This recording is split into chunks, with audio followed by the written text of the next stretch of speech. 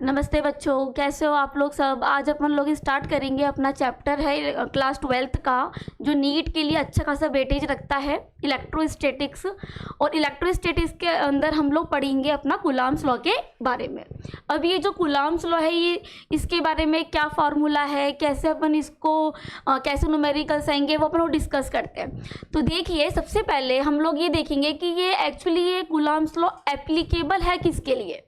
तो ठीक है, हम लोग देखते हैं कि ये वैलिड है फॉर पॉइंट चार्जेस के लिए। पॉइंट चार्जेस के लिए वैलिड होता है। और हम लोग बोल सकते हैं कि सिमेट्रिकल, स्फेरिकल सिमेट्रिकल डिस्ट्रीब्यूशन के लिए भी ये वैलिड होता है। जैसे मेरे पास 2 पॉइंट चार्जेस ले लिए मैंने, Q1 और Q2। इन दोनों के बीच की जो डिस्टेंस है वो ले ली हमने R। अब हमें इन दोनों के बीच में जो ये दो चार्जेस मैंने लिए Q1 और Q2, इनके बीच की डिस्टेंस मैंने ली R। इनके बीच में हम लोगों को फोर्स फाइंड करना है। लेकिन एक्चुअली ये जो हमने दोनों चार्जेस को रखा गया है, ये रखा हुआ है एयर में या फिर वैक्यूम में। ठीक है, अब हम लोग देखते हैं आगे कि जो फोर्स होता है, force is directly proportional to the product of the masses के डायरेक्टली प्रोपोर्शनल होता है। हमने बोलते हैं इक्वेशन नंबर 1 से क्या है, फोर्स किसकी डायरेक्टली है, Q1 और Q2 के। और फोर्स किसके इन्वर्सली होगा, 1/r² के। R क्या है यहाँ पर, R distance between the two charges है। ठीक है भाई, अब आगे हम लोग क्या करेंगे, इन दोनों इक्वेशंस को कंबाइन करके अपन एक फॉर्मूला डिराइव करेंगे, कंबाइनिंग इक्वेशन 1 और 2। ठीक है भाई, अब हम लोग देखते हैं अपने पास में ये फर्स्ट इक्वेशन, सेकंड इक्वेशन, दोनों को कंबाइन करके अपने पास आएगा F is directly proportional to Q1 Q2/r²। ठीक है भाई, अब जब प्रोपोर्शनल साइन हटेगा तो एक कांस्टेंट आता है, उस कांस्टेंट का नाम है K। क्या बोलेंगे, K। इस K का जो नाम है हम लोग बोलेंगे, इस K को बोलते हैं dielectric. K is equal to Coulomb constant, Coulomb constant. और इस K की वैल्यू जो होती है वो होती है 9 × 10⁹ न्यूटन मीटर स्क्वायर पर कूलॉम स्क्वायर। ठीक है भाई, अब ये जो फॉर्मूला लिखा हुआ है मैंने फोर्स का, अब नेक्स्ट स्लाइड पे देखते हैं हम लोग इसको। अभी मैंने जो फॉर्मूला लिखा था उसको अच्छे से लिख लेते हैं, K Q1 Q2/r²। ठीक है भाई, अब इसको जो K था, ये K मैंने बताया था कूलॉम्स कांस्टेंट। इसकी वैल्यू कितनी थी, 9 × 10⁹ न्यूटन मीटर स्क्वायर पर कूलॉम स्क्वायर। ठीक है, अब आगे हम लोग इस K का जब न्यूमेरिकल आता है तब K की वैल्यू हम लोग कितनी पुट करेंगे, 9 × 10⁹। लेकिन ये हम बात कर रहे हैं एयर की, तो एयर के लिए K कितना होता है, 4πε0। अब ये ε0 क्या है, इस ε0 को बोलते हैं हम लोग परमिटिविटी। क्या बोलेंगे, परमिटिविटी। परमिटिविटी कहाँ पर, फ्री स्पेस में। अब इस K की वैल्यू को हम लोग यहाँ पुट कर देंगे तो F अपने पास आ जाएगा 1/4πε0 Q1 Q2/r²। अगर इससे न्यूमेरिकल आता है एग्जाम में, जब न्यूमेरिकल आएगा तो K की वैल्यू पुट करेंगे, और K की वैल्यू में लिख देती हूँ इधर साइड में। K होगा 9 × 10⁹ न्यूटन मीटर स्क्वायर पर कूलॉम स्क्वायर। ये वैल्यू हम लोगों को पुट करनी है, और इससे क्वेश्चंस भी जेई में और नीट में आते हैं।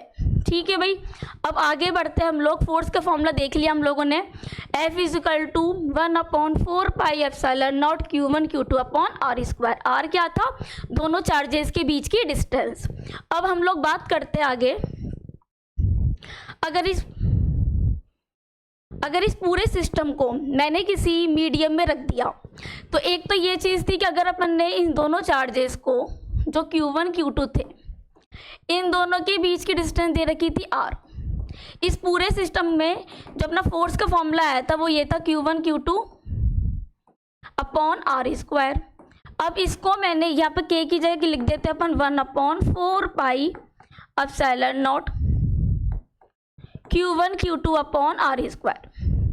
ये जो फार्मूला था, ये फोर्स का वो फार्मूला था जो वैक्यूम में या फ्री स्पेस में अपन अप्लाई करते हैं। अब बात करें हम लोग मीडियम की, तो मीडियम के लिए हम लोग बात करेंगे एक एप्सिलॉन आर और के की। एप्सिलॉन आर को बोलते हैं रिलेटिव परमिटिविटी, और के क्या है यहाँ पर, डाइलेक्ट्रिक कांस्टेंट। इसका जो फार्मूला होता है वो होता है epsilon M upon epsilon naught. Epsilon M मतलब मीडियम के लिए परमिटिविटी, और एप्सिलॉन नॉट किसके लिए होगी, वैक्यूम के लिए या फ्री स्पेस के लिए। अब हम लोग क्या करें इसमें, जब बात करेंगे अपन इसमें मीडियम के लिए, तो क्या लिख देंगे अपन लोग, 1/m लगा देते हो। एफ मतलब एफ एम मतलब होता है कि फोर्स किसके लिए बात कर रही हूँ मैं, मीडियम के लिए। अब यहाँ पर लिखते हैं 1/4 पाई एप्सिलॉन नॉट। एप्सिलॉन नहीं आएगा यहाँ पर, क्या आ जाएगा, एप्सिलॉन की बजाय ओनली एप्सिलॉन मीडियम के लिए, और Q1 Q2 तो अपना था ही पहले से इसमें। अब हम लोग क्या करेंगे, ये जो एप्सिलॉन एम था इसकी जगह कितना पुट कर देंगे अपन, एप्सिलॉन नॉट के एप्सिलॉन नॉट। ठीक है भाई। अब यहाँ पर ये जो एप्सिलॉन नॉट दिख रहा है हम लोगों को, इसमें हम लोग क्या करेंगे, कितना पुट कर देंगे, एफ एम कितना हो जाएगा अपना 1/4 पाई। एप्सिलॉन एम की वैल्यू कितनी थी, के इंटू एप्सिलॉन नॉट, इसको यहाँ पुट कर देंगे के इंटू एप्सिलॉन नॉट, और कितना बचेगा Q1 Q2 upon R square. अब हम लोग देखते हैं कि ये तो मैंने लिखा है मीडियम के लिए, एप्सिलॉन एम की जगह मैंने कितना पुट कर दिया, के इंटू एप्सिलॉन नॉट। अब आगे देखते हैं इसमें, ये जो मैंने फॉर्मूला लिखा है, ये पूरा का पूरा फॉर्मूला कौन सा वाला था, अपना वैक्यूम वाला या एयर वाला। इसको अगर अपन यहाँ अप्लाई कर देते तो एफ एम कितना हो जाएगा, एफ एयर अपॉन के। तो ये अपन का नई चीज़ आ गई कि जो मीडियम में रखने पर फोर्स डिक्रीज हो जाता है कितना टाइम, के टाइम्स। तो ये इससे भी क्वेश्चन एग्जाम में, नीट में और जे में आते हैं। तो अपन ने देखा फोर्स का फॉर्मूला कितना था, 1/4 pi epsilon naught Q1 Q2 upon R square. और अगर मैं बात करूँ कि अगर इस पूरे सिस्टम को अपन ने किसी मीडियम में रख दिया तो एफ मीडियम कितना आएगा, एफ मीडियम आएगा अपने पास एफ एयर अपॉन के। अब आगे बात करते हैं अपन कुछ न्यूमेरिकल्स की। एक चीज़ न्यूमेरिकल्स पढ़ने से पहले एक चीज़ देखते हैं कि ये जो बात करी थी, ये फोर्स एक वेक्टर क्वांटिटी होता है जिसमें हम लोग बात करते केवल डायरेक्शन के लिए और मैग्नीट्यूड दोनों के लिए। ये जो मैंने लिखा है ये क्या है, मैग्नीट्यूड।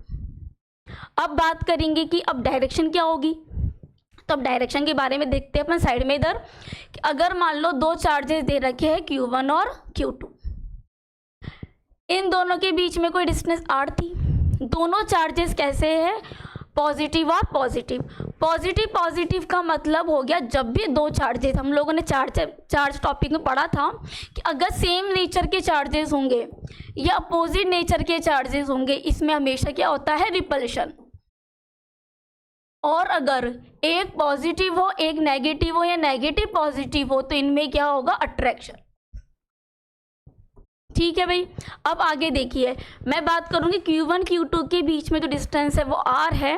तो यहाँ पर दोनों चार्जेस पॉजिटिव है, पॉजिटिव मीन्स रिपल्शन यहाँ पर हो रहा है। अब रिपल्शन होगा तो अपन क्या करेंगे इसमें, अगर मान लो मुझे Q1 पे चाहिए फोर्स, तो ये आ गया F12 का मतलब हो गया फोर्स ऑन वन पे निकाल रहे, किसकी वजह से, 2 की वजह से। तो कितना आ गया, फोर्स ऑन 1 ड्यू टू 2। अब बात करेंगे सेम इसी तरीके से Q2 पे कौन फोर्स लगा रहा है, Q1। तो ये कितना हो जाएगा, फोर्स 2 पर, किसकी वजह से, इस 1 की वजह से। मतलब ये किसको रिप्रेजेंट कर रहा है, उसकी डायरेक्शन को। अगर यही चीज़ मैंने एक चार्ज पॉजिटिव ले लिया और दूसरा मैंने नेगेटिव ले लिया, अब पॉजिटिव नेगेटिव में क्या होगा, अट्रैक्शन। फोर्स कहाँ मूव करेंगे, एक दूसरे की तरफ। मतलब यहाँ पर आएगा अपना F12 और इधर कौन सा आएगा, F21। ये हमने बात कर ली है डायरेक्शन के लिए। अगर सेम नेचर का होगा तो क्या करेंगे, वो रिपेल करेंगे, और अपोजिट नेचर का होगा तो वो क्या करेगा, अट्रैक्ट। इसके बाद ये अपन ने फोर्स के बारे में पढ़ लिया इतना। अब फोर्स क्या है, मीडियम में रखने पर क्या होगा, और उसकी डायरेक्शन और मैग्नीट्यूड के बारे में हमने डिस्कस कर लिया। अब कुछ न्यूमेरिकल्स पे चलते हैं हम लोग। फर्स्ट न्यूमेरिकल देखिए भाई, देयर आर टू चार्जेस। अब अपने पास में दो चार्जेस है। पहला चार्ज कितना दे रखा है अपन को, लिख लेती हूँ मैं इधर, Q1 इज इक्वल टू कितना है, +2 माइक्रो कूलम। ठीक है भाई। अब दूसरा वाला चार्जेस कितना है अपने, -3 माइक्रो कूलम। तो Q2 कितना आ गया, -3 माइक्रो कूलम। अब हमसे क्या पूछ रहा है इसमें कि फोर्स बताओ, F फाइंड करना है उन दोनों के बीच में। There are two charges 2 micro coulomb and -3 micro coulomb, दोनों फोर्स एक एक्टिंग ऑन, इसमें ये भी लिखना था कि एक दूसरे की तरफ आ रहे हैं। तो फोर्स का रेशो कितना होगा, तो अगर बात करें अपन इसमें रेशो के लिए, एक्चुअली इसमें रेशो पूछा गया था, the ratio of the forces, ratio पूछ रहा है इसमें क्वेश्चन में कि रेशो क्या होगा। अब देखिए एक चार्ज मान लो Q1 है, दूसरा चार्ज कितना है Q2, ये पॉजिटिव है और ये वाला क्या है अपना नेगेटिव। दोनों में क्या होगा, अट्रैक्शन होगा, और F1 और F2 कितना हो जाएगा, 1:1। एक्चुअली ये एक तो ये इसमें कुछ पॉइंट्स आते हैं कि जो फोर्स है कूलम्ब्स फोर्स कौन कौन सी प्रॉपर्टीज़ फॉलो करता है। तो पहली प्रॉपर्टीज़ में आता है कि पॉइंट चार्जेस को वैलिड होता है, या स्फेरिकल सिमेट्रिक डिस्ट्रीब्यूशन के लिए वैलिड होता है। और दूसरा सेकंड नंबर पे हम लोग बोल सकते हैं कि इन्वर्स स्क्वायर लॉ को फॉलो करता है। थर्ड पॉइंट में हम ये बोल सकते हैं कि जो कूलम्ब्स फोर्स है एक कंजर्वेटिव फोर्स है। दूसरा ये मीडियम के ऊपर डिपेंड करता है।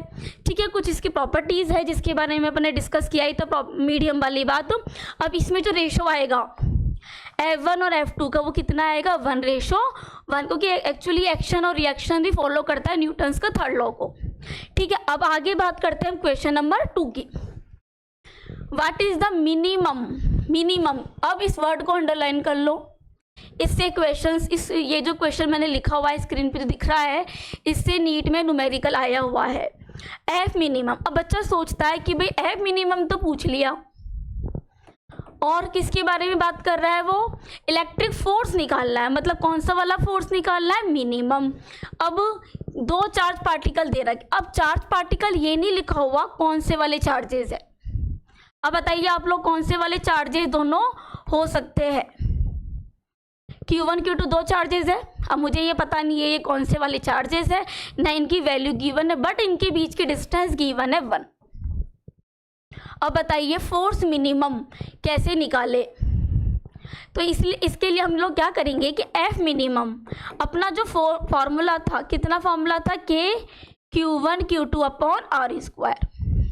जरा यहाँ से देखते हैं हम लोग कि जब बात कर रही हूँ मैं मिनिमम फोर्स की, तो फोर्स मिनिमम होगा किसका होगा, जिसका चार्ज भी क्या होगा, मिनिमम।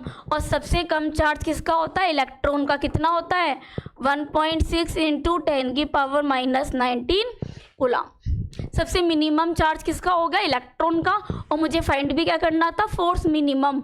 और हमने पढ़ा था कि जो फोर्स होता है वो किसके डायरेक्टली होता है, इन दोनों चार्जेस के, और किसके इन्वर्सली होता है। इसलिए बताया था मैंने भी कि जो फोर्स होता है किसके इन्वर्स, कौन से लॉ को फॉलो करता है, इन्वर्स स्क्वायर लॉ को।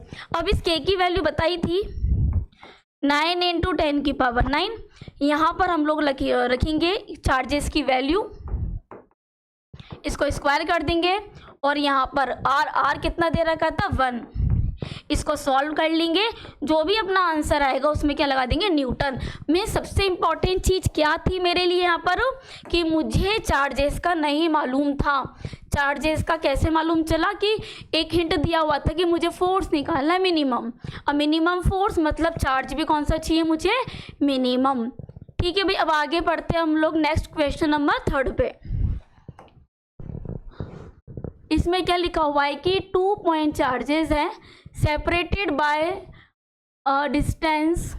इन दोनों के बीच में डिस्टेंस दे रखी है, कोई d डिस्टेंस मान लेते हैं। ये Q1 चार्ज है, ये Q2 चार्जेस है।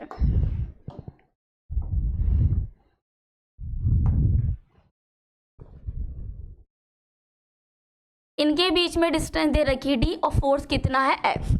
अब हम लोग जानते हैं, और फोर्स की वैल्यू भी कितनी दे रखी है, 9 न्यूटन।